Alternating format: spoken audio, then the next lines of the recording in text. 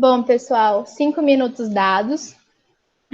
Hoje a gente vai fazer a nossa aula 3, que é diplomacia em tempo de crise.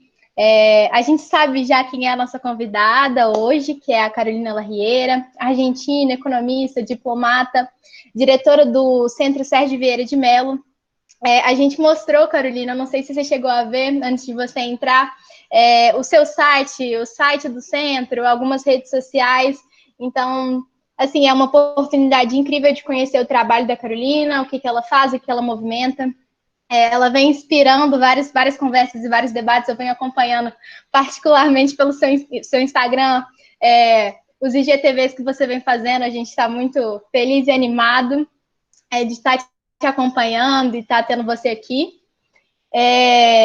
Vai ser o mesmo sentido das outras palestras. A Carolina vai falar em torno de 40 minutos. Depois a gente vai abrir para as perguntas, que é aquele forms que a gente enviou para vocês por e-mail. E espero que todos tenham uma ótima experiência, uma ótima oportunidade de aprender com uma pessoa tão incrível quanto é a Carolina. Carolina, em nome do Centro Acadêmico Afonso Pena, nosso muito obrigada pela sua presença, que aceitou o nosso convite de prontidão. Como eu já falei antes, e eu repito, a gente está muito feliz e muito animado de te ter aqui hoje. E a partir de agora a palavra é sua. Essa primeira parte eu apresentei, daqui a pouquinho é o Marcos que falou com você, que vai te fazer algumas perguntas dos nossos alunos desse curso. Tá mutado. Aí, Luísa, muito obrigada. É um imenso prazer para mim ter sido convidada pelo Centro Acadêmico da Universidade Afonso Pena, nesta iniciativa que vem dos alunos, e estar aqui com você, Luísa, com o Maxi, e poder um pouco colocar a minha visão sobre a diplomacia em épocas de crises. Como você bem explicou, eu tenho dois roles, duas funções, por dizer. Eu vou falar desde minha visão como pessoa privada, como mulher que foi diplomata da ONU, e ao mesmo tempo, como vocês sabem, também eu sou co-diretora do Centro Sérgio Vieira de Mello. Co-diretora porque o Centro Sérgio Vieira de Mello foi fundado por mim e pela minha sogra, Gilda Vieira de Mello, que é a mãe do Sérgio. E é uma iniciativa que é para vocês, que é para que o trabalho do Sérgio seja mais reconhecido, mais entendido no Brasil. E então trata-se de uma oportunidade para que vocês se apoderem do centro e desta conversa que vamos a ter agora, desta aula que vamos a ter sobre diplomacia em tempos de crises. Carolina, seu som desativou. Eu acho que alguém desativou sem querer. Galera, eu vou pedir para todo mundo prestar atenção antes de mexer no som de alguém. Perfeito. Está me escutando agora? Sim. Perfeito. Então, vou começar. Bom, quando a Luísa estendeu esse convite para participar, eu me perguntei bastante sobre como eu deveria encarar a palestra e como eu deveria encarar esta conversa com vocês. E primeiro pensei que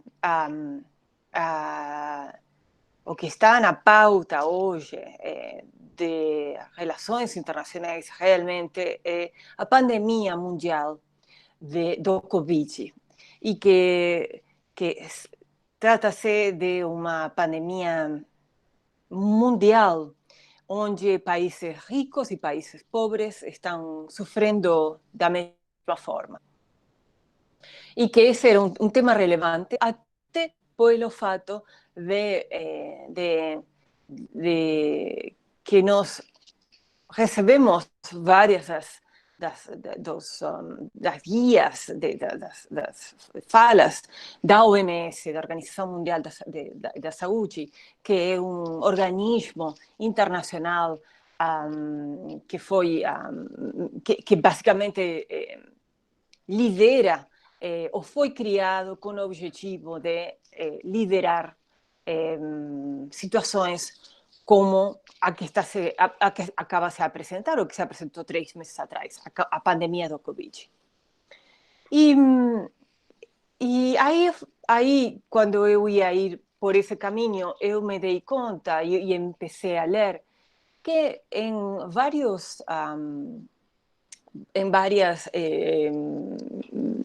veículos de imprensa internacional tem saído esse ano várias informações que dão informação sobre a OMS e o rol que a OMS está exercendo hoje. E esse rol, esse trabalho, infelizmente, tem sido muito criticado. Tem sido muito criticado porque, infelizmente, a OMS até tem dado um pouco de informação que às vezes era antiga ou que já não tinha relevância, ou tem, ao invés de estar na vanguarda dos problemas, dos conflitos, tem ficado relegada como a um segundo plano. E eu me lembrei como 20 anos atrás, esse não era o caso. 20 anos atrás, a OMS ocupava um lugar relevante, um lugar primordial. Tudo o que a OMS e todo o sistema das Nações Unidas falava era como o gold standard, a régua de ouro. Era manchete de todos os jornais principais, o New York Times, o Washington Post, e que houve um momento quando o trabalho da ONU brilhava. E por que é que eu falo isso? Eu falo disso porque esse ano cumprem-se os 75 anos da fundação da ONU. A ONU, 75 anos atrás, justamente agora, 2 semanas atrás, o 20 de julho, de junho, vocês podem me corrigir, em São Francisco, 50 países, na verdade eram 51, porque também a Polônia acabou assinando essa carta, se juntaram em São Francisco no pós da Segunda Guerra Mundial para definir como ia ser o futuro do mundo depois da Segunda Guerra Mundial. E é muito interessante, porque eu também li que um ano, 2 anos antes, quando ainda a guerra estava cursando, Roosevelt e Churchill tinham se reunido no meio da guerra para justamente falar sobre a paz, sobre como seria esse mundo pós Segunda Guerra Mundial. Como se definiria esse mundo, esse novo mundo pós Segunda Guerra Mundial? E eu acho relevante falar disso, porque vemos hoje que em todos os manchetes as opiniões falam sobre como irá ser esse mundo pós-Covid-19, né? E qual será a cara desse novo mundo? E então eu acho que a pandemia, entre todas as coisas negativas que tem um elemento positivo. E esse elemento positivo é que nos força a focar, a pensar, a debater, a usar estas facilidades, né? Eu estou em São Paulo, vocês estão em Minas Gerais, para pensar o futuro não só das nossas cidades, não só dos nossos países, mas também o futuro da segurança mundial e da ordem mundial, né? Então, em 1975 anos atrás, de certa forma, vendo o que aconteceu até hoje, a ONU tem superado as expectativas. Ao contrário das Ligas das Nações, sobreviveu até hoje. A Liga das Nações, que foi criada em 1919, sobreviveu apenas uns anos, não foi capaz de prevenir a Segunda Guerra Mundial. E a ONU tem sobrevivido todos esses anos, graças, em grande parte, à decolonização, né? Quando a Carta de São Francisco foi assinada em 1945, eram apenas 51 países, e hoje a gente tem 193 países. E daqui, em breve, vou falar sobre a experiência que eu tive em carne própria, que foi ser parte do processo que criou ao país que foi ser o país 191 membro das Nações Unidas, que foi o Timor-Leste. Então, eu também queria dizer que a defesa e a promoção do multilateralismo tem sido uma das marcas da atuação do Brasil e tem sido uma característica essencial da política externa. E o Brasil tem destacado em vários documentos e em várias plataformas a importância que dá à autodeterminação dos povos, à não intervenção na soberania de países e também, e sobretudo, na solução pacífica das controvérsias, né? E que isso são princípios que o Brasil tem dentro da sua própria Constituição. Desde 1948, o Brasil tem participado em mais de 50 operações de paz. Tem cedido 46 mil policiais e militares e tem participado em 10 missões de paz. Em Haiti, MINUSTAH, que vocês conhecem bem, no Congo, MONUSCO, no Líbano, UNIFIL e também no Timor-Leste. Então, esta conversa sobre como será o mundo, ou melhor, como será essa ordem mundial, essa ordem de segurança mundial, é muito relevante para o Brasil. E eu agradeço a vocês prestarem atenção, até pelo fato de eu estar falando em português ruim e com esse sotaque tão forte que eu tenho, que vocês tenham essa abertura também como internacionalistas, para ouvir todas as vozes. Então a parte mais importante que eu queria colocar, então, em primeira parte, a importância de ter essa conversa agora, durante a pandemia, com os 75 anos das Nações Unidas. A segunda parte que eu queria contar era, brevemente, contar os momentos onde a Organização das Nações Unidas tem tido sua atuação mais importante e mais destacada. Eu fui funcionária das Nações Unidas por quase uma década. Eu comecei trabalhando na sede das Nações Unidas, em Nova York, no quartel-geral das Nações Unidas. E eu queria destacar que o trabalho mais importante da organização, o trabalho mais destacado e onde realmente tem feito a diferença, tem sido não no desenvolvimento, não infelizmente na saúde, não infelizmente em outros campos, mas realmente tem sido fundamental no trabalho em missões de paz. E eu tive a sorte de ter participado em duas situações, onde eu vi as duas caras da ONU.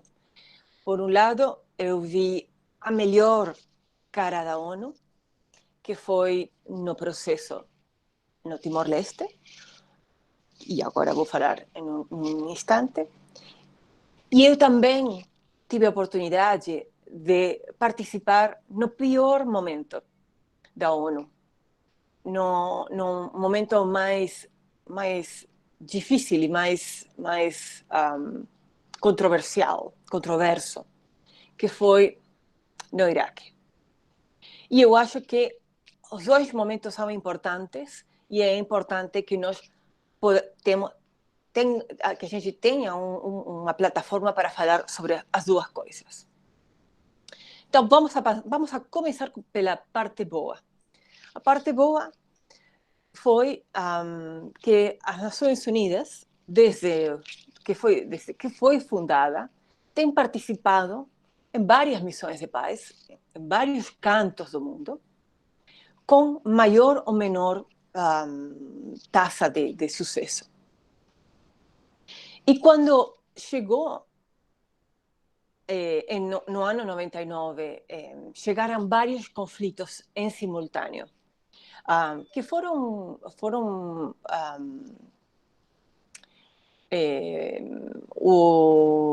talvez a consequência de uma nova ordem mundial que tinha começado pela queda dos países comunistas,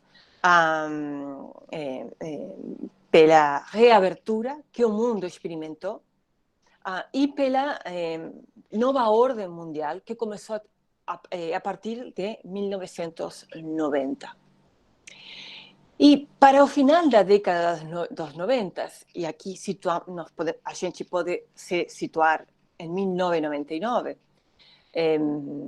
e nessa época era o fim da presidência do presidente Clinton nos Estados Unidos. Vários conflitos vieram à toa. Por um lado, em março do ano 99, houve um breakthrough onde Portugal assina um tratado com a Indonésia sobre o Timor-Leste. O Timor-Leste, uma província nesse momento da Indonésia, que tinha tido 500 anos de colonização portuguesa e que tinha tido uma resistência atuante, que tinha se resistido a ter sido anexada pela força pela Indonésia. Isso foi em março de 99. Logo, em junho de 99, vem à tona o conflito de Kosovo. Kosovo, também por causa da queda, o desarme da cortina de ferro, uma província dentro da Iugoslávia, com própria identidade, com própria cultura, que se diferencia da antiga Iugoslávia. Finalmente, setembro de 99, o conflito entre Etiópia e Eritreia, que tem um conflito no borde e onde novos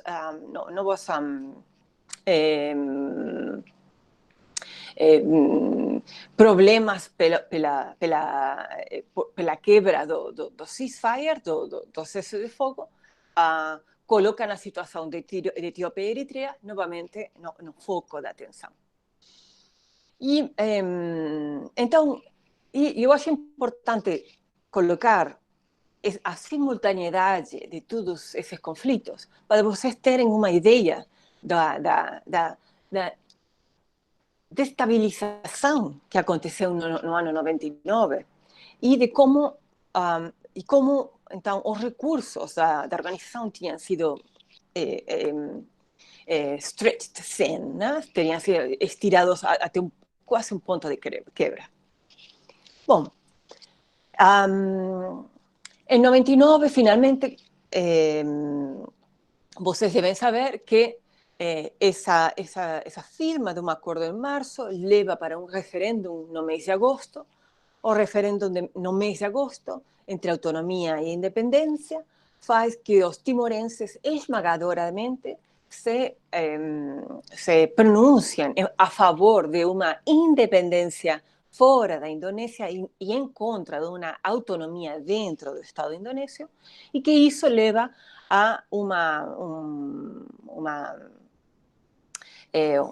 saída pela força da Indonésia, onde novamente começa uma atuação da milícia, um desastre no território que acaba sendo mais uma vez desolado.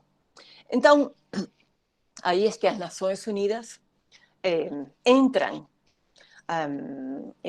para, primeiro, pacificar e, segundo, para que este território, que era uma antiga colônia portuguesa por 500 anos, durante 25 anos, uma província indonésia anexada à força e que agora queria se independizar, para fazer essa transição para ser um país independente.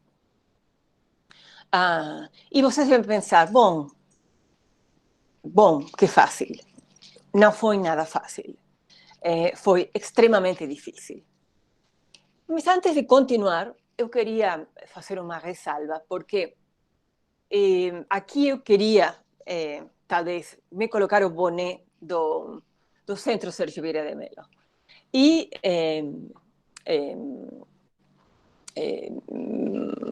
marcar para vocês que, paradoxalmente, em 99, Sérgio Vieira de Mello, meu marido, como vocês sabem, ele tinha sido escolhido para chefiar a missão no Kosovo.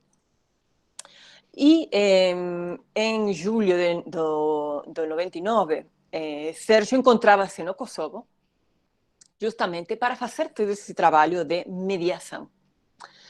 E para vocês prestarem atenção, Kosovo é uma província que está dentro da... Bom, agora é um país independente, não reconhecido por todos os países, mas nesse momento, nas Nações Unidas, no Conselho de Segurança das Nações Unidas, se entendia que o Kosovo era um assunto europeu. Era um assunto que pertencia, que era do domínio da Europa. E quando, e mesmo Sérgio, tendo sido a pessoa mais capacitada pela experiência que ele tinha na organização, pelos anos que ele tinha como negociador, a presença de Sérgio no Kosovo incomodou. Por quê? Porque Sérgio não era europeu. E o Western Europe, os europeus achavam que o conflito de Kosovo era para os europeus.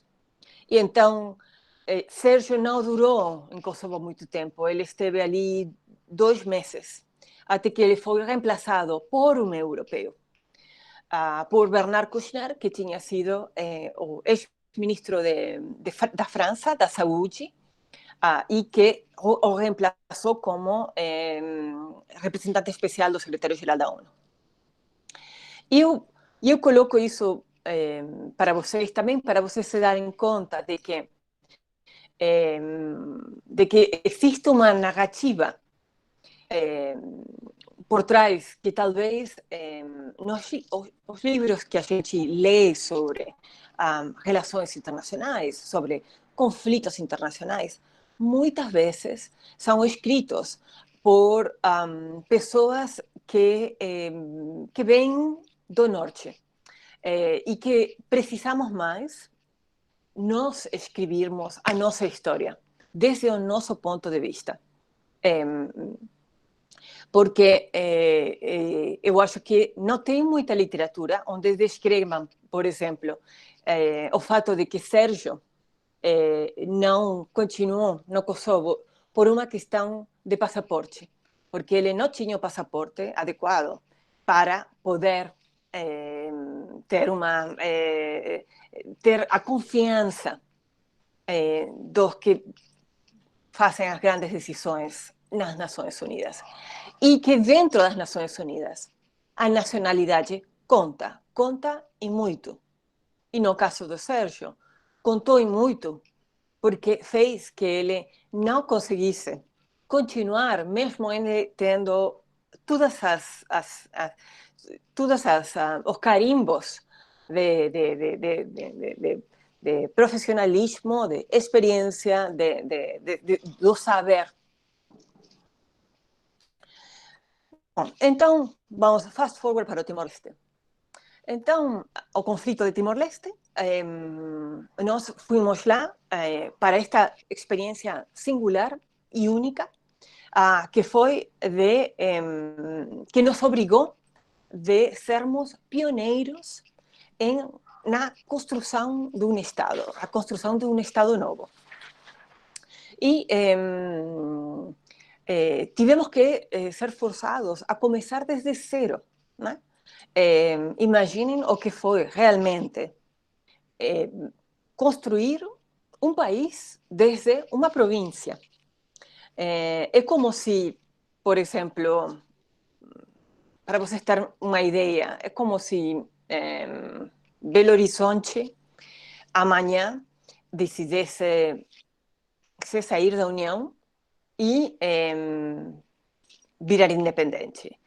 Para isso, se precisam ter eleições, se precisam ter várias eleições, primeiro para uma assembleia, depois para um presidente, depois para um primeiro-ministro. Se precisam criar partidos políticos que representem os ideais e os anseios das pessoas de Belo Horizonte. Se precisa criar uma bandeira, se precisa criar um hino nacional. De repente se precisa criar os elementos de uma identidade própria, que seria a identidade própria diferente da identidade nacional do Brasil. E isso demora, porque ninguém pode vir e impor para que seja sustentável, para que possa se sustentar no tempo, precisa ser um processo participativo, onde toda a população faça parte e consiga se exprimir, consiga expressar como eles querem. Porque senão, se você não tem esse processo participativo, acaba acontecendo de que as pessoas acabam não apoiando. Vocês podem seguramente ver no processo do centro acadêmico que a única forma de que as decisões persistam no tempo tem a ver com a participação de todos os alunos. Então, no caso do Timor, era fundamental que aqueles timorenses que não tinham sua voz, que sua voz não tinha sido ouvida durante a época da ocupação da Indonésia e até antes, na época da colônia portuguesa, que agora tivessem uma participação neste projeto de como se constrói um Estado novo, né? Então, vocês podem se imaginar apenas as pressões tão difíceis de conciliar. Como, por exemplo, por um lado, o desejo de rapidez, de que precisa ser feito de uma forma rápida, mas, por outro lado, o fato de que se precisa um processo consultivo, onde toda a população faça parte e toda a população tenha a oportunidade de definir, de escolher a forma que eles querem. E também em diplomacia, porque a diplomacia trata-se justamente disso, de que as pessoas que têm diferentes conceições do mesmo elemento possam se encontrar e encontrar elementos de encontro, né? Diferentes partidos que están en diferentes, polarizados, porque apoyan diferentes principios, encontrar esse ponto do meio. E esse era o nosso trabalho. E nisso a gente conseguiu fazer de uma forma bem sucedida. Mas os desafios foram gigantescos, foram enormes. E eu acho que é bem importante, de alguma forma, detalhar a dificuldade, mas ao mesmo tempo a detalhar quem eram as pessoas que faziam parte, porque eu acho que parte desta discussão dos 75 anos da ONU tem a ver com o fato de quem era membro dessa missão. E não é por acaso que uma argentina, um brasileiro eram parte dessa discussão. Por que não é por acaso? Porque talvez nós, o que temos como diplomatas, como internacionalistas, a nosso favor, é que nós, por ser de Latinoamérica, por ter perto de nós essa experiência tão viva com as desigualdades, com as dificuldades, com ter que fazer esse trabalho que para nós é o dobro esforço, que para nós, porque falamos português, porque não falamos inglês, temos que sempre trabalhar um pouco mais que os outros, que, como, por exemplo, o inglês é a língua nativa, é mais fácil. Por exemplo, porque tem certos contatos, é mais fácil. Para nós é mais difícil, é sempre mais difícil. Mas, sorteando esses obstáculos, a gente desenvolve uma habilidade que faz que o brasileiro, né, tenha mais talento para resolver estes problemas hiper difíceis, como a transição de um país como o Timor-Leste, que finalmente conseguiu ser o membro 191 das Nações Unidas, depois de uma transição bem sucedida, liderada por um brasileiro.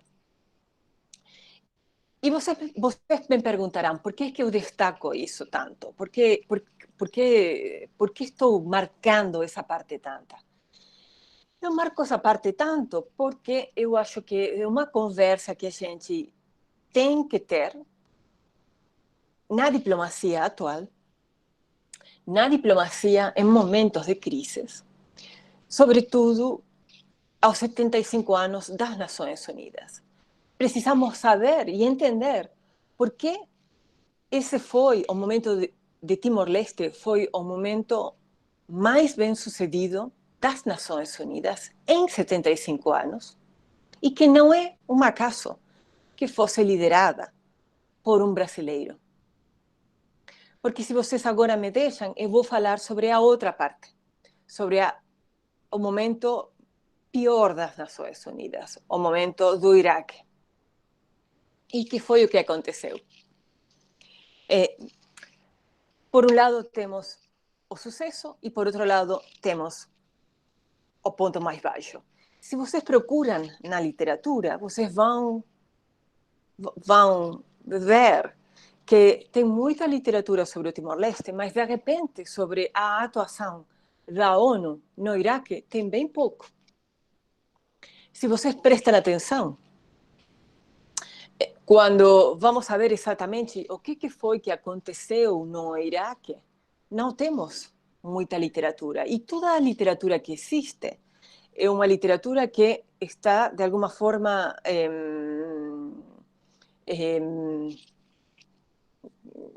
limitada. E eu acho que precisamos estudar mais e precisamos entender mais. E precisamos entender qué era o que estaba acontecendo nesse contexto, nessa época, para entender o que foi que aconteceu nos últimos 17 anos. E queria colocar para vocês que durante 2003, que foi o ano da invasão do Iraque, o ano que a ONU foi para o Iraque, numa missão que foi liderada pelo Sérgio, onde eu fui também como funcionária da ONU, com carteira assinada, e que a gente sofreu o atentado terrorista no Iraque. Nesse momento, foi um momento de quebre para as Nações Unidas. Foi um momento onde houve uma grande briga entre os países que formam parte das Nações Unidas, os países que formam parte, desculpa, do Conselho de Segurança. Sobretudo, uma enorme briga entre Estados Unidos e a França, entre esses dois países. Nesse momento, Estados Unidos tinha como presidente George Bush, e nesse momento a França tinha como presidente o Jacques Chirac. E se vocês vão para 2003, se vocês analisam esses dois grandes atores, eu acho que ali tem uma forma de começar a entender o que foi que aconteceu, para poder entender qual foi o rol das Nações Unidas e por que realmente o atentado terrorista no Iraque nunca foi investigado. E eu quero convidar vocês que estão estudando relações internacionais a se interessar mais por esse momento, se interessar mais sobre qual era a posição de Chirac, qual era a posição da administração de Bush. E talvez também fazer comparativos entre outros eventos similares que aconteceram na história das Nações Unidas. E vou dar um exemplo, se eu tenho mais 5 minutos, se Luísa me dá esse espaço. 5 minutos mais, Luísa? Não, claro, pode estender mais. Tá, perfeito, então. Então, talvez 10. Tranquilo. Ótimo. E eu queria, então, apertar aqui o botão do rewind para trás e a gente irmos para 1948. Em 1948, existia um grande mediador da ONU, muito bem conceituado e muito reconhecido, chamado o Conde Bernardotti. Conde Bernardotti. O Conde Bernardotti era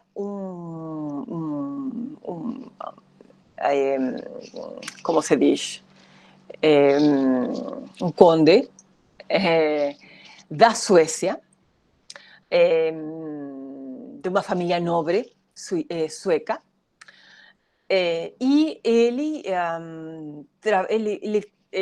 trabalhava nessa época como mediador e ele foi um grande herói por ter salvado, por ter negociado a saída e haber salvado várias pessoas de campos de concentração.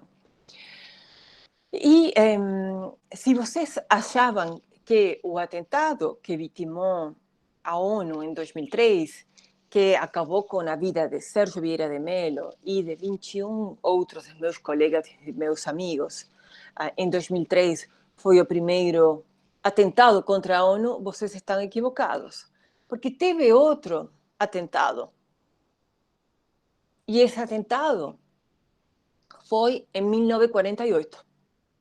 Teve outro atentado que foi contra, 75 anos atrás, contra esse mediador sueco, o Conde Bernardocci, que no momento de ele mediar no conflito mais quente do planeta nesse momento, que foi o conflito de Palestina e Israel, ele foi vítima de um atentado terrorista também. Ele foi assassinado a tiros por um grupo rebelde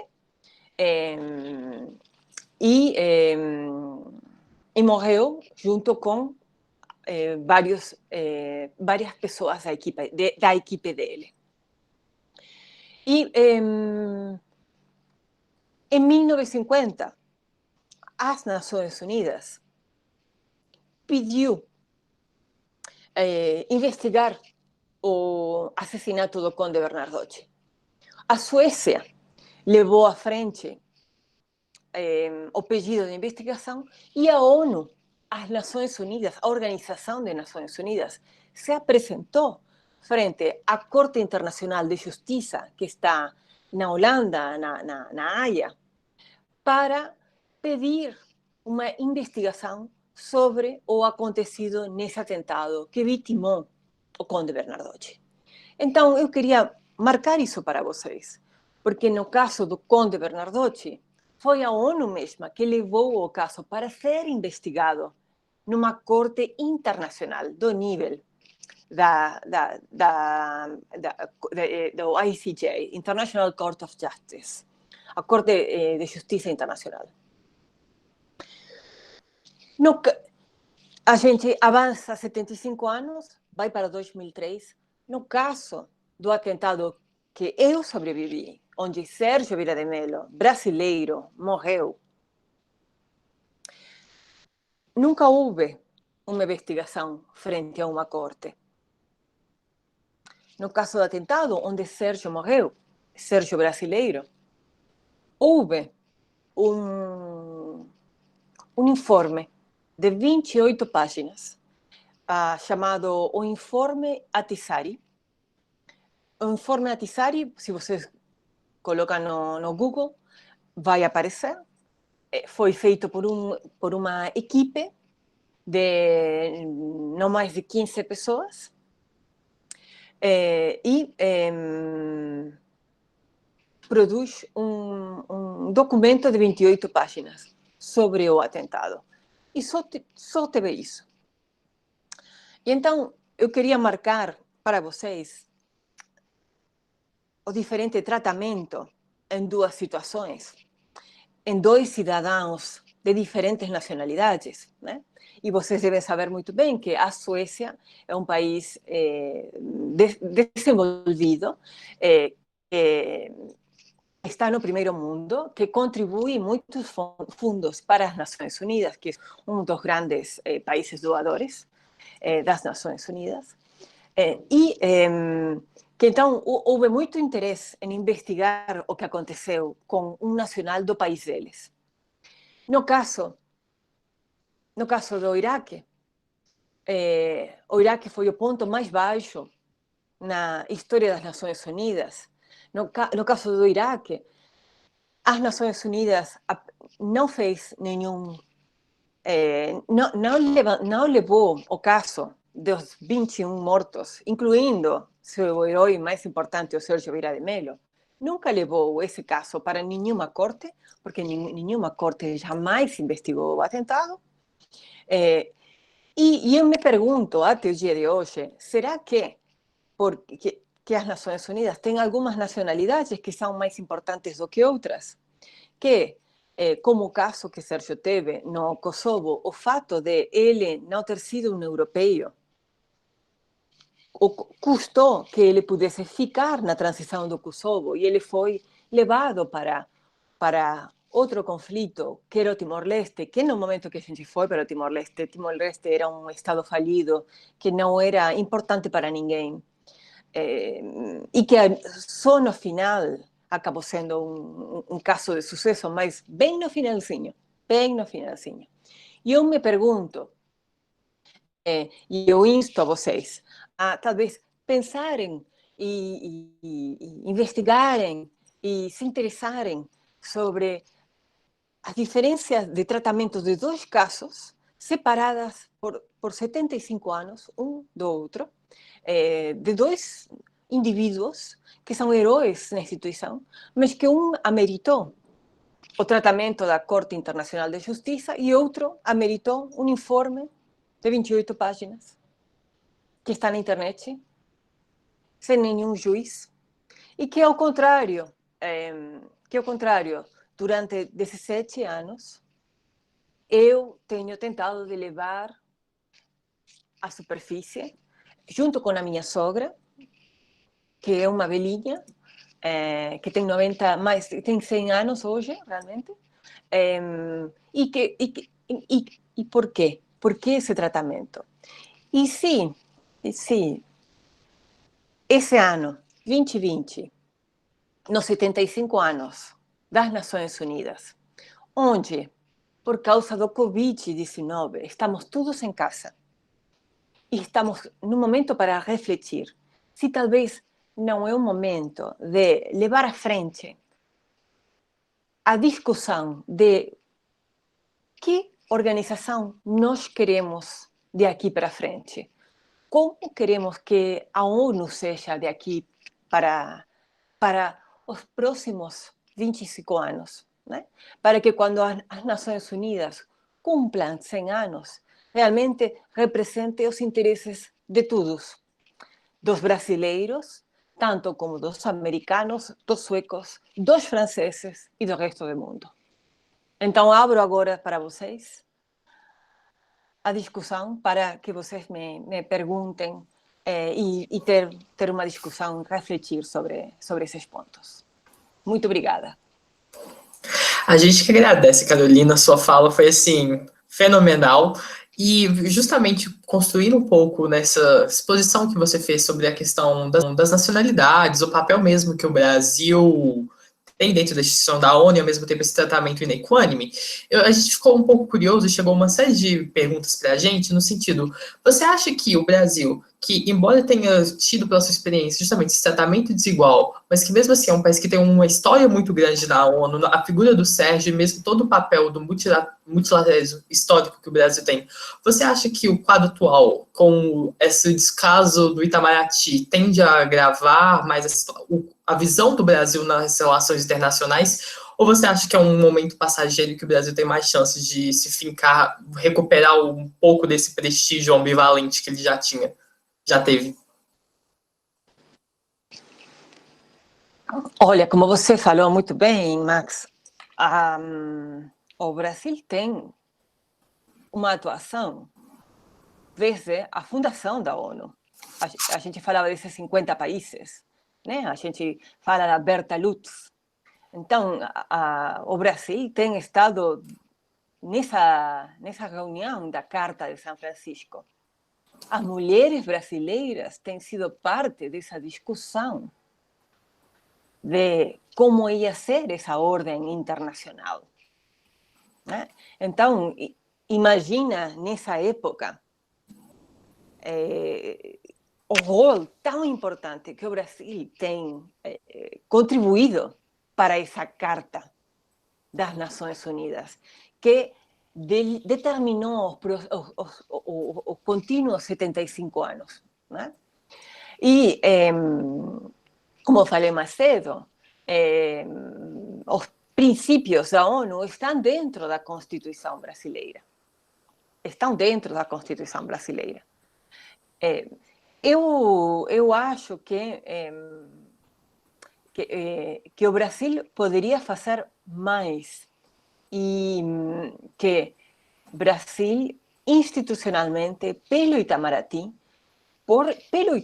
ser a escola e o Ministério de Assuntos Estrangeiros melhor do mundo, né? Sem dúvida, são os melhores preparados. E até por todos os cursos de relações internacionais que formam profissionais em relações internacionais que atuam em paralelo ao Itamaraty nos diferentes campos das relações internacionais, onde, como o Sérgio, que não era do Itamaraty, mas que tinha uma atuação numa organização internacional como diplomata da organização, como um internacionalista, já que Sérgio não era diplomata estritamente. Tem um campo gigante para ser trabalhado. Por que o Brasil não tem resgatado mais ao Sérgio? Eu acho, porque eu falei recentemente numa entrevista que eu dei a semana passada para a Folha de São Paulo, eu acho porque equivocadamente houve uma apresentação do Sérgio como um estrangeiro. E eu não sei de onde saiu essa construção, mas de alguma forma Sérgio foi construído como de alguma forma ressaltando ainda mais sua parte estrangeira do que sua parte brasileira. E eu não sei por quê. Eu posso suspeitar que é um pouco porque a nossa cultura tem essa tendência a sobrevalorizar o estrangeiro e a supravalorizar o nosso. E eu te falo isso porque eu vi muitas vezes que Sérgio foi supervalorizado pelos 2 anos que ele passou na Sorbonne. E é verdade, ele estudou e se formou na Sorbonne, mas ele também estudou na UFRJ e parece que ninguém valoriza essa parte. E, de alguma forma, nessa supravalorização da parte estrangeira, ele foi apresentado como um francês. E eu falei para a Folha, na semana passada, que parece como se fosse que a França aproveitou, então, e, de alguma forma, adotou ao Sérgio como um herói próprio. E que isso também trata-se de uma apropriação cultural. Eu faz pouco tempo eu vi um tweet da Suíça e que eu acho que foi um tweet da embaixada suíça no México, que faziam uma referência ao Sérgio por causa do filme, e que falavam que Sérgio tinha passado toda a sua vida em Genebra. E aí eu respondi esse tweet dizendo: isso não é verdade. Sérgio passou toda a sua vida trabalhando para uma organização com sede na Suíça, mas ele não estava na Suíça, ele estava no Sudão, no Moçambique, no Paquistão do Leste, no Timor-Leste, na Camboja, na Bósnia, na Argentina, em Peru. Mas esses pequenos detalhes, devagarinho, vão como erosionando e mudando a narrativa de uma pessoa. E então, se nós brasileiros, eu aqui atuo como brasileira, não nos apropriamos de nossos heróis, né, como o Sérgio, então vai ter a Suíça ou a França que vão aproveitar e vão se apropriar, porque eles não têm heróis próprios. O último herói da Suíça foi o Calvino. Então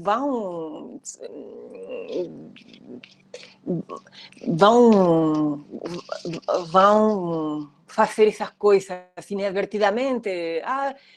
Depois a embaixada se excusou dizendo: não, desculpa, na verdade a gente queria dizer que ele tinha trabalhado para o Acnur, que tem sede na Suíça, mas a gente se expressou mal. Claro, só que nessa expressão mal, outro copia e outro copia e copia, e daqui a pouco o Sérgio está enterrado na Suíça, né? Ao invés de ter sido enterrado no Brasil. Então, a gente tem que, através do Centro Sérgio Vieira de Mello, através do governo, mas também através de nós, estudantes de relações internacionais, através de todos esses elementos, recuperar. E, por um lado, a gente pode reclamar de o governo ter feito isso, ou o Itamaraty não ter feito isso, mas também acho que nós, como sociedade, cabe em nós, como cidadãos, também evitar que isso aconteça. De aqui a parte do accountability, que temos que hold our institutions accountable. Nós como cidadãos, também temos que pedir às instituições que façam o trabalho delas, né?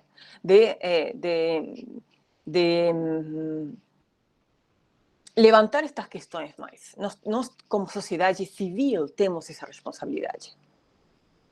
E continua um pouco nessa exposição sua sobre a atuação de justamente dessa visibilidade, de se reapropriar desses heróis. Qual você acha que tem sido as principais dificuldades do centro atualmente para fazer justamente essa divulgação e essa maior acessibilidade à história e o legado do Sérgio? Olha, a grande dificuldade é uma dificuldade de angariar recursos, né? O Centro Sérgio Vieira de Mello tenta, de alguma forma, de divulgar o legado de Sérgio e divulgar o legado desde o Brasil, de resgatar a Sérgio como brasileiro, para que ele seja entendido desde a pessoa que ele era, não desde uma visão de como um estrangeiro olha um brasileiro, que parece que é um pouquinho diferente, é um pouquinho diferente, não é exatamente a mesma forma. Também, então, o grande desafio que nós temos é de ter mais recursos. E para quê? Para ter recursos para envolver as pessoas. Por exemplo, neste momento, até o fato de que o filme tenha saído e que tenha... Podemos falar sobre o filme, e o filme tem coisas positivas, tem coisas negativas. A coisa positiva que tem o filme é que tem colocado a ele como uma pessoa que não era conhecida para muitas pessoas e tem feito que muitas pessoas se interessassem na figura dele, no que ele conseguiu e que inspirasse a muitas pessoas a também ter confiança em si próprias e querer levar à frente um percurso similar ao dele. E eu acho que também que é importante que tenham prestado atenção ao centro, embora nós ainda continuamos com muitas dificuldades por questão de precisar de recursos e para levar à frente as atividades concretas, os recursos são essenciais e, naturalmente, agora, dentro da pandemia, a maioria dos recursos estão abocados ao tratamento do Covid-19 e que é justo que estejam lá. E uma outra curiosidade que também ficou, você discutiu muito o papel do Sérgio dentro da ONU e, ao mesmo tempo, a visão dele como um brasileiro dentro da instituição. Mas muitos ficaram curiosos de saber a sua visão como mulher e como argentina dentro da instituição. Como você sentiu que o seu país e o seu gênero, por exemplo, influenciavam na forma como seu trabalho era percebido lá dentro e na maneira como você conseguiu espaço e atuação dentro da instituição, nos anos em que você trabalhou lá?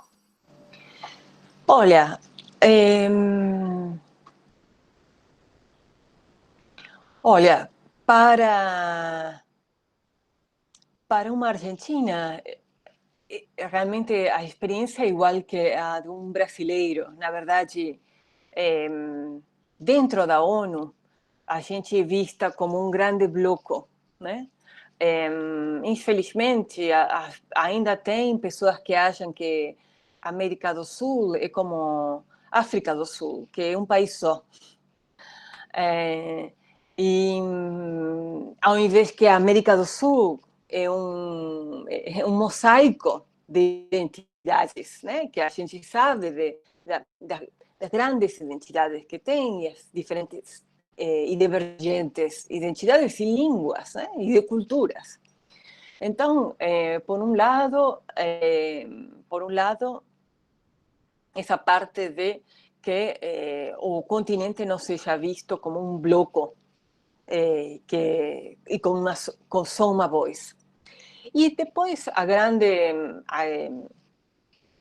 dificuldade de que as pessoas da América do Sul, nem homens, e muito menos mulheres, têm muita dificuldade porque as posições-chave vão para os europeus.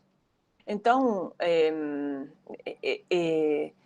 nós precisamos nos esforçar o triplo, né? E como mulher, o quádruplo, porque a mulher tem que fazer muitos sacrifícios para ser levada em sério. E eu te falo muito sinceramente, Max, desde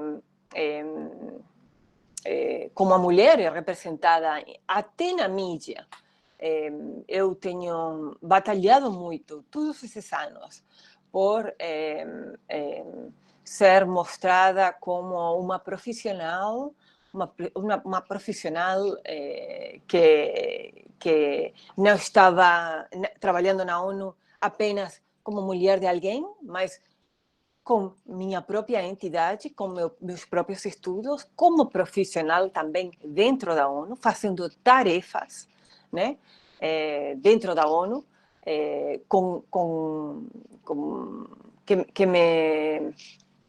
e ser uma indivídua dentro de minhas capacidades, e não apenas ser mostrada como a mulher de alguém, né? Mostrada como Carolina Larreira. E eu acho que, infelizmente, em grandes situações, as mulheres temos que batalhar o triplo para não ser minimizadas apenas como a extensão de uma pessoa, mas com sua própria identidade. Ainda bem que eu tive a sorte de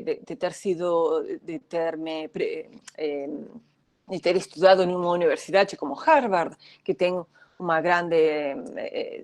um grande prestígio, porque muitas vezes eu me pergunto, se eu tivesse estudado em uma universidade menor do que Harvard, será que alguém teria prestado atenção que eu sou economista e que eu tenho uma formação profissional? Então, eu acho que esses são vários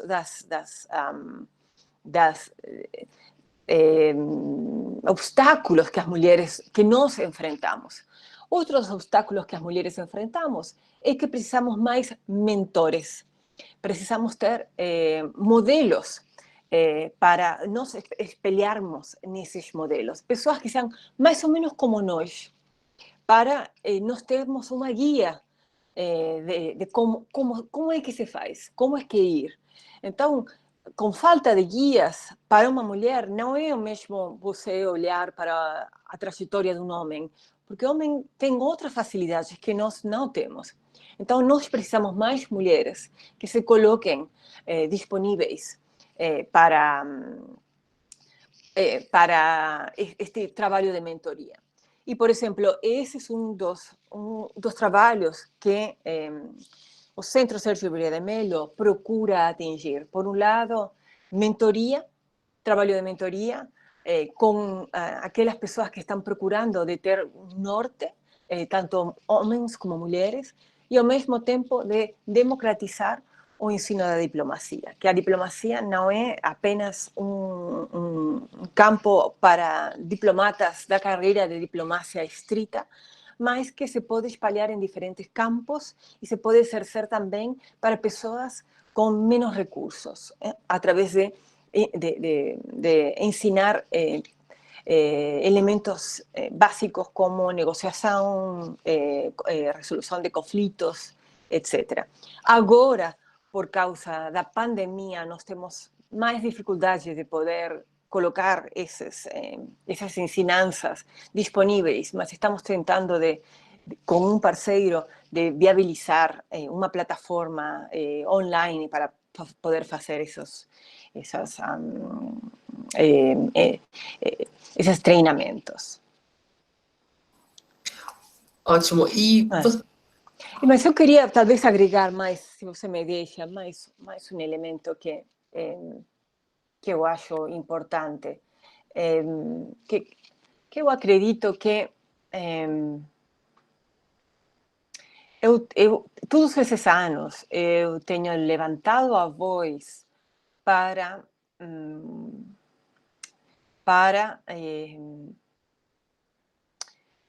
perguntar quais foram, para que se me explique quais foi o contexto do atentado no Iraque, 17 anos atrás. E para tocar a tua pergunta, Max, sobre o rol da mulher, eu acredito que pelo fato de eu ter sido mulher e de ter sido mulher de um país em desenvolvimento, que isso significou que, como dizer, que era fácil me invisibilizar. Era fácil me colocar de lado. Né? E que eu acho que isso também tem a ver com um elemento de machismo e de violência institucional. E que eu sempre me pergunto se eu teria sido homem e teria sido de um país como Inglaterra, Estados Unidos ou França, se eu teria tido a mesma resposta. E então, por isso que num primeiro momento, a excusa que me foi dada foi que Sérgio e eu não éramos casados pelo registro civil. Então, por isso que eu promovi um processo judicial que demorou 10 anos para que a nossa união estável fosse reconhecida.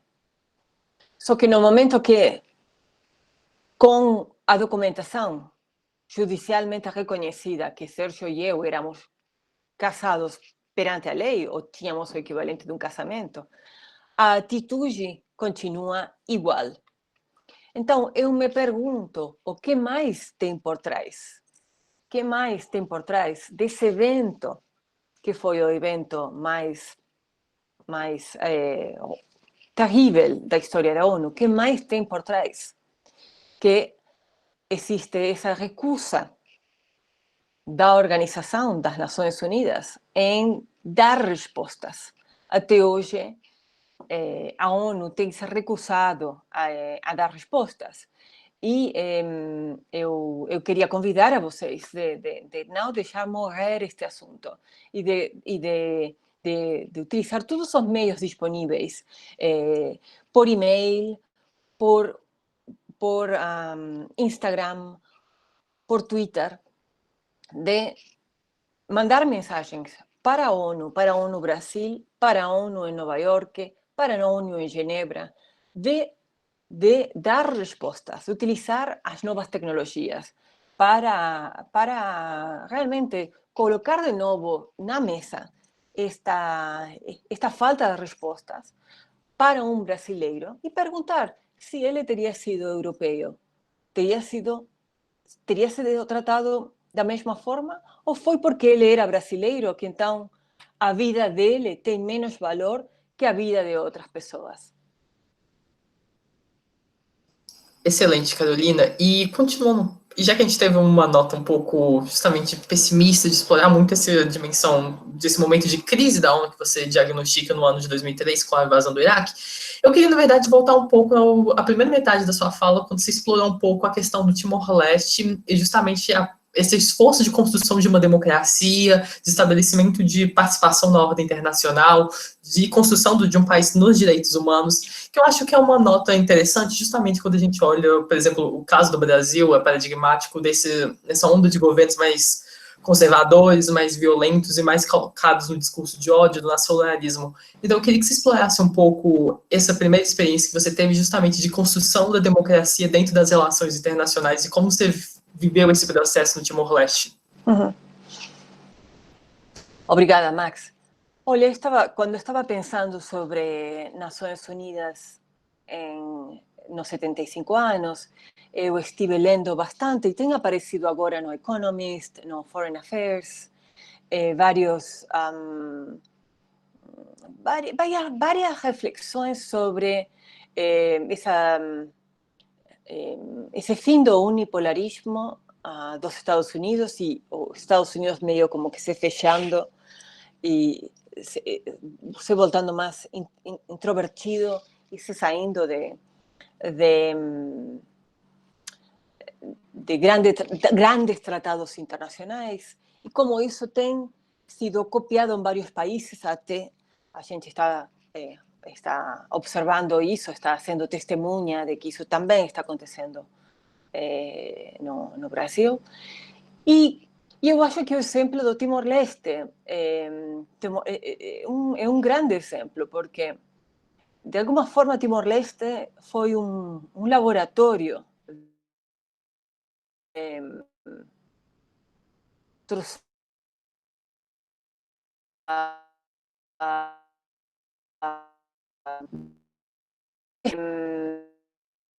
talvez era pequeno e era uma população pequena, mas os desafios eram enormes. Mesmo que a gente não tinha uma ideia, honestamente, de como ia fazer, acabou fazendo. E muitas vezes você olha para trás e vê, o que deu certo foi A, B, C, D. E aí, então, consegue, de alguma forma, escrever um roadmap, né? um mapa de como se faz.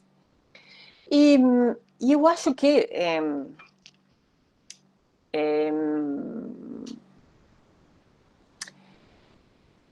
o laboratório de Timor-Leste não é diferente do laboratório do ser humano a grande escala em todos os países, até nos Estados Unidos.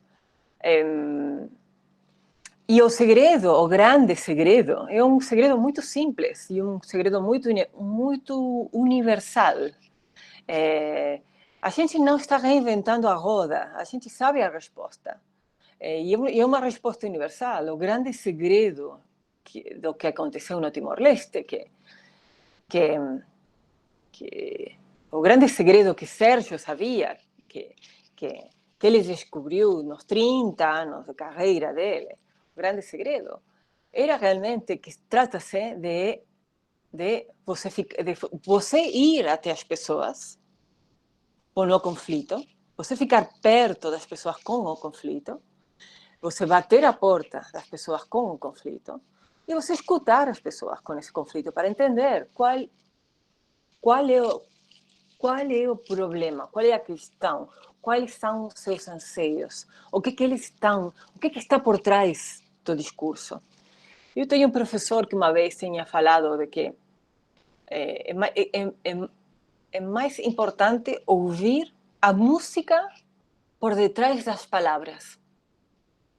Quando você faz uma negociação diplomática ou uma negociação simples, até quando você vai até o mercado, você precisa escutar as palavras, mas depois também escutar a música por trás das palavras. O que eu quero dizer com escutar a música por trás das palavras? Eu quero dizer que detrás desse discurso, que muitas vezes trata-se de um discurso armado, o que existe são grandes perdas, são um grande desejo de ser ouvidos e observados, de brilhar, que isso são princípios universais.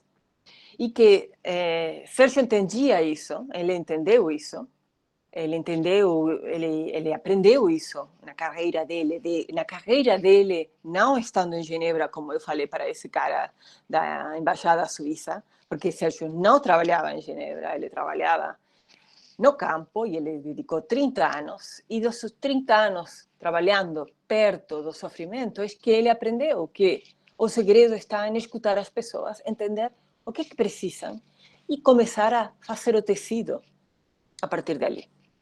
Então, neste momento de polarização, tanto no Brasil como no mundo, onde existe uma tendência de os países se fecharem e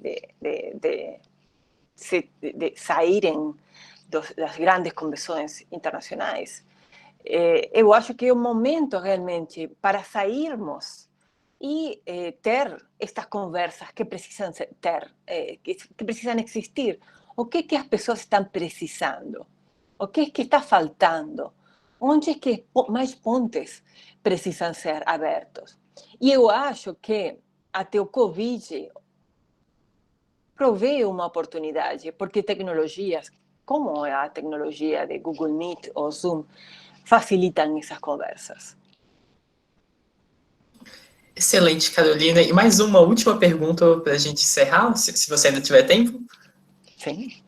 Então, a gente ficou curioso também, agora já que você estava falando justamente do todo o trabalho que vocês tiveram no Timor-Leste, eu fiquei curioso, e muitas pessoas no formulário que a gente viu, quiseriam saber, na verdade, como foi o trabalho no Iraque, então, como que foi desenvolver as atividades lá, justamente ainda mais num conflito que teve toda a dimensão que ele teve dentro do plano das relações internacionais, em que medida você acha que teve uma certa invisibilidade do trabalho que o Sérgio desenvolveu antes do atentado propriamente, em que medida você acha que ficou o legado dele dentro do conflito?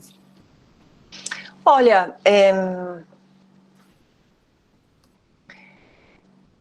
é muito interessante, porque o que eu convido vocês, estudantes, a estudar esta parte, porque vocês vão ver que o posicionamento da ONU até o 19 de agosto de 2003 foi de um jeito, e depois do 19 de agosto de 2003, na frente, mudou totalmente. Por exemplo, eu observei que que a ONU mudou uma narrativa, por exemplo, tentando de colocar que ao invés da verdade do que tinha acontecido, de que Sérgio tinha sido forçado por Kofi Annan, que a su vez estava sendo pressionado pelo governo de Bush para ir para o Iraque, mudou uma narrativa onde, de repente, Kofi Annan começou a dizer que ele não tinha nada a ver e que Sérgio tinha muita vontade de ir para o Iraque. De alguma forma, como se Kofi Annan estivesse tentando de se deslindar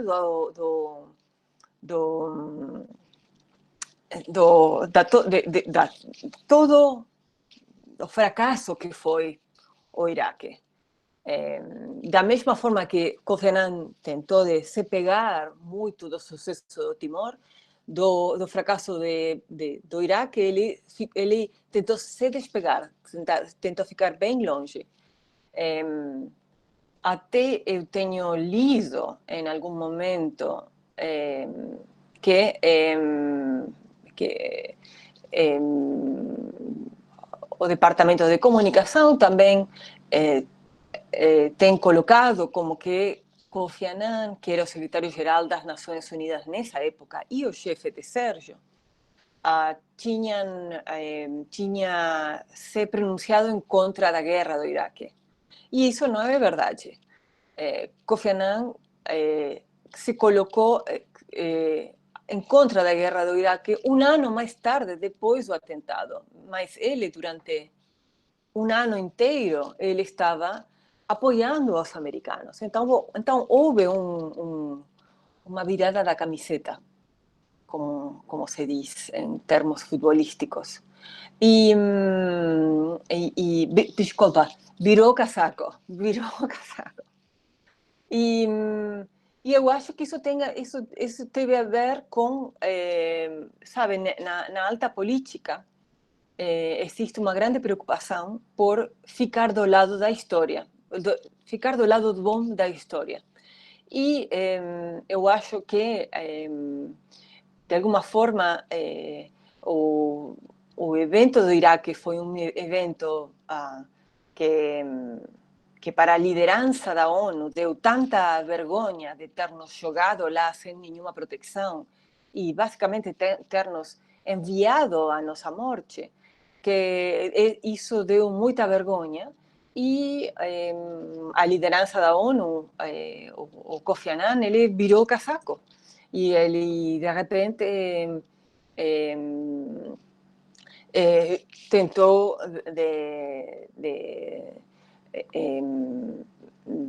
se deslindar de qualquer responsabilidade que ele tinha sobre o assunto.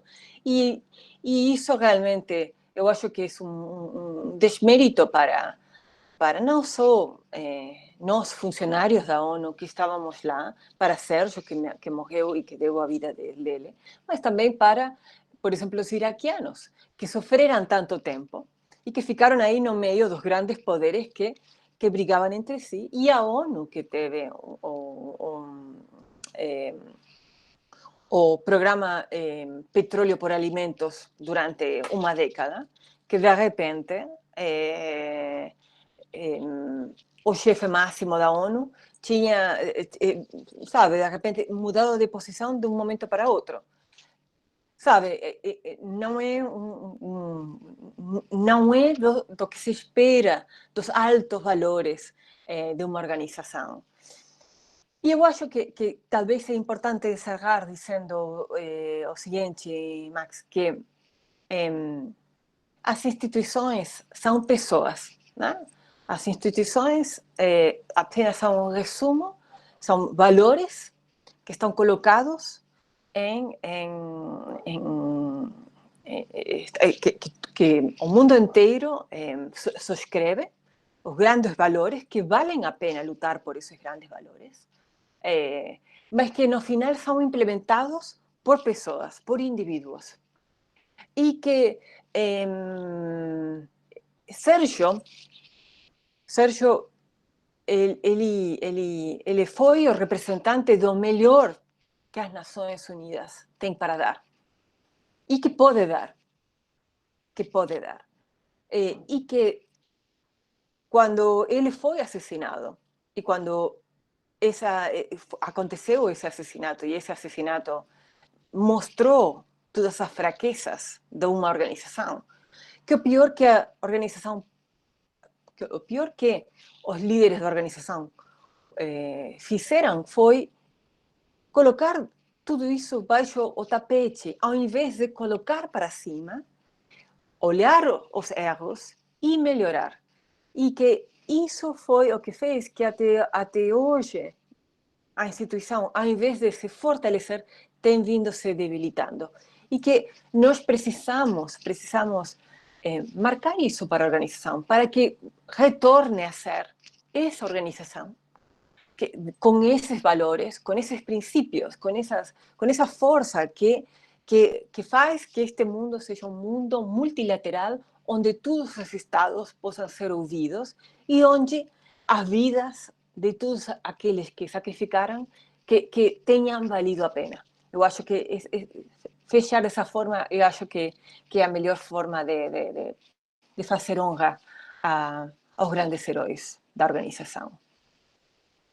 Nossa, Carolina, você não tem ideia de como foi incrível a sua exposição hoje. A gente agradece muitíssimo. Eu agradeço, em primeiro lugar, em nome do Centro Acadêmico, por você ter topado participar do evento aqui conosco, de ter cedido um pouco do seu tempo e da sua agenda para contar um pouco da história do Sérgio, da sua própria experiência e dar esse panorama muito bom sobre a ONU, sobre os desafios que ela enfrenta, tanto no passado quanto hoje em dia. Então, muitíssimo obrigado. A gente agradece também em nome da UFMG, de todo mundo que está aqui. E também eu agradeço em meu nome, que foi excelente bater esse bate-papo com você. Então, se você quiser fazer alguma consideração final, fazer alguma publicidade do centro, algum outro projeto, o espaço é todo seu. Olha, para mim tem sido uma enorme honra estar aqui com vocês, ter tido essa oportunidade de falar com vocês nesta situação de pandemia, mas que também facilita a vezes ter estas conversas que de outra forma talvez vocês não teriam chegado até a mim. E eu peço a vocês de apoiar o centro através de acompanhar a conta no Twitter, Sérgio Vieira de 8, número 8, @Sérgio Vieira de 8, de também acompanhar-nos no Instagram. A gente tem uma conta no Instagram, uma forma de mostrar seu apoio, de mostrar que é importante para vocês acompanhar-nos na conta do Instagram. Estamos também no Facebook. Facebook acaba sendo também o grande pai de social media. Em Facebook a gente está em @Sergio de Melo Center, @Sergio de Melo Center. E por que isso é importante? É importante porque, de alguma forma, nossas atividades estão paradas por causa da pandemia. Mas, se vocês acompanham através desses veículos, a gente pode estar em contato mais próximo para quando a gente colocamos em andamento para a nova normalidade, vocês estão perto de nós e nós então vamos a poder fazer os programas de monitoria e os programas de democratização da diplomacia que temos, que são super bacanas e que precisamos de apoio de vocês. Também a gente precisa de fundos, precisamos de doações. A gente não tem apoio do governo ou de nenhuma instituição internacional. Se vocês podem fazer uma doação, as doações se fazem através do site sergiovieirademelo.org. Temos uma conta de PayPal, aceitamos doações de lá, ou de instituições que vocês saibam que possam fazer essas doações, são mais do que bem-vindas. Também precisamos de voluntários para trabalhar nas nossas redes. É um trabalho a puro pulmão, somos nós. Se vocês são bons em redes, aceitamos voluntários. Mas, sobretudo, uma forma de ter esse accountability, de exigir essa rendição de contas, é vocês utilizarem a social media para, como se diz em inglês, hold institutions accountable. De falar sobre Sérgio para a ONU através do Twitter, através do site deles, mandar mensagens dizendo que vocês querem respostas, mandar ao governo se interessarem mais, que eu acho que a partir de ali é que nós podemos nos empoderar, nós como cidadãos, e podemos recuperar a nosso brasileiro, que é nosso, e que é um herói que vale a pena que todos nós nos inspiremos com ele. Então, muito obrigada a vocês. Muito obrigada por este convite. E eu estou aqui para qualquer coisa que vocês precisem. É isso, Carolina. Muito obrigado. Boa noite para você e boa noite para todo mundo que acompanhou o nosso curso. E fiquem ligados para as próximas aulas. E sigam a página da Carolina, porque eu mesmo sigo e tem sempre conteúdo interessante por lá. E é isso, gente. Muito, muito obrigado a todo mundo que ficou até agora. Muito obrigado, Carolina, por ter cedido esse espaço para a gente e ter dado um pouco da atenção. Muito obrigada a vocês. E parabéns pelo belo trabalho. Eu sei que vocês também fazem tudo isso a pulmão e acho que é uma belíssima iniciativa. Muita força para vocês. O poder está com vocês. Muito obrigada, Carolina. Um prazerão escutar a sua palestra. Para o que vocês precisarem. Idem. Boa noite.